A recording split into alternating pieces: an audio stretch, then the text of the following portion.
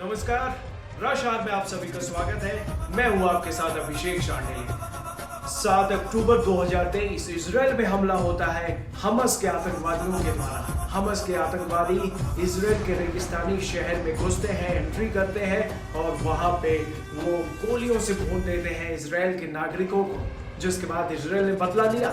लेकिन आप सोचिए, इजराइल में जब हमला करते हैं हमास के आतंकवादी, उन लोगों ने वीडियो रिकॉर्डिंग किया, बॉडी कैमरे का इस्तेमाल किया, हेड पर अपने कैमरा लगाया और उसके बाद शूटिंग करते वक्त उन्होंने रिकॉर्डिंग भी किया। उस रिकॉर्डिंग को सोशल मीडिया पर वायरल किया और दिखाने की कोशिश की, देखिए हम कितने मजबूत हैं कि इजराइल में घुसकर हम चुन चुन कर यहूदियों को मार रहे हैं। लेकिन आज 2 साल पहले हुई इस घटनाक्रम का जिक्र इसलिए हम कर रहे हैं क्योंकि कश्मीर के पहलगाम में जो हमला हुआ है वो ठीक उसी तरीके से हुआ है जो इजराइल में 2023 में हुआ।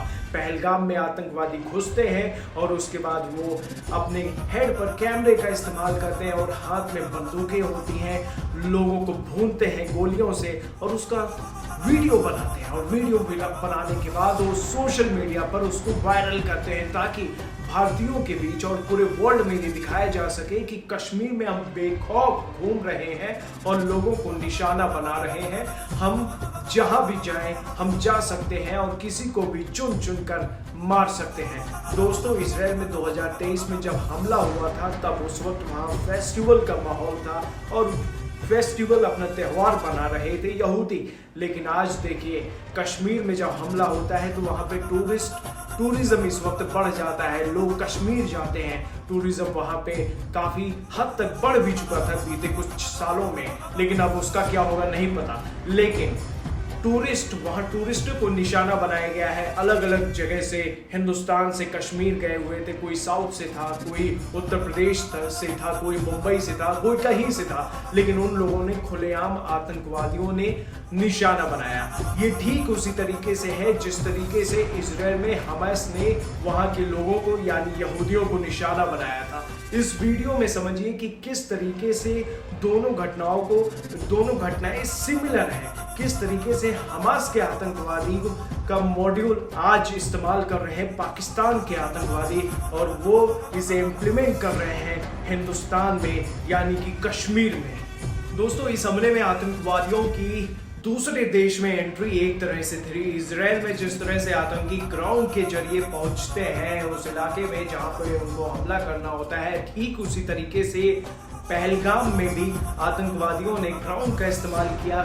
वो पहले पाकिस्तान के जरिए हिंदुस्तान में एंट्री करते हैं लैंड के जरिए और उसके बाद लोगों के ऊपर हमला शुरू कर देते हैं। दूसरी सबसे बड़ी बात यह है कि हमास के आतंकवादियों ने जब इजराइल के ऊपर हमला किया था तब उन लोगों ने अपने हेड पर कैमरे का इस्तेमाल किया था, यानी बॉडी कैमरे का इस्तेमाल किया था, ताकि जब वो चुन चुन कर लोगों को मार रहे थे, इजराइल को लोगों को मार रहे थे, तो उसका वो वीडियो रिकॉर्ड कर सके और दुनिया को ही दिखा सके वो बेखौफ इजराइल में घुस रहे हैं और चुन चुन कर एक एक करके जिसको मारना चाह रहे हैं उसको मारते जा रहे हैं।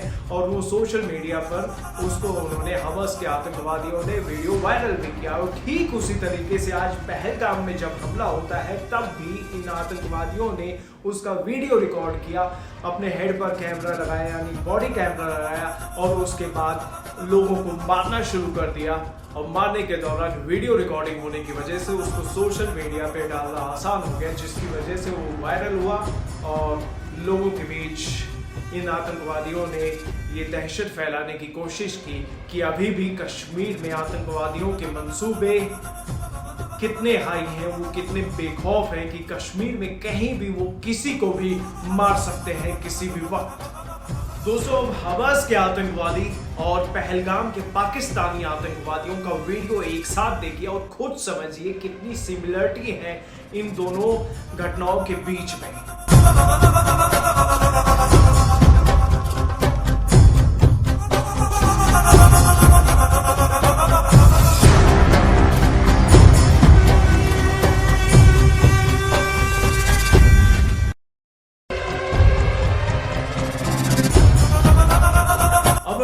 ये दोनों हमले एक जैसे हैं तो कहीं ऐसा तो नहीं कि हमास के आतंकवादियों की कार्यशैली को अब अपनाना शुरू कर चुके हैं पाकिस्तानी आतंकी, ताकि उसका इस्तेमाल वो भारत के खिलाफ किया जा सके। अगर ऐसा है तो आप सोचिए भारत के लिए एक खतरे की कितनी बड़ी घंटी है, जिसमें अब आतंकवादी उस लेवल पे जाने को तैयार है जिस लेवल पे कभी हमास के आतंकवादी पहले ही पहुंच चुके हैं। इस तरह से वो भारत के खिलाफ अपना जहर उगलना चाहते हैं और भारत में ज्यादा से ज्यादा दहशतगर्दी मचाना चाहते हैं, जिसके लिए हमारी सरकार को भी अब आगे आना होगा और बताना होगा इन आतंकवादियों को कि हम किसी से पीछे नहीं हैं। अगर आतंकवादी एक कदम चलेंगे तो हम 10 कदम आगे चलकर उनके घर में घुसकर मारेंगे। 7 अक्टूबर 2023 को हुए हमले के बाद इजराइल ने जिस तरीके से हमास को टारगेट किया, गाजा पर हमला किया और अभी तक हजारों लोगों को उसने मार गिराया है, यानी पूरा गाजा पट्टी लहूलुहान कर दिया इजराइल ने।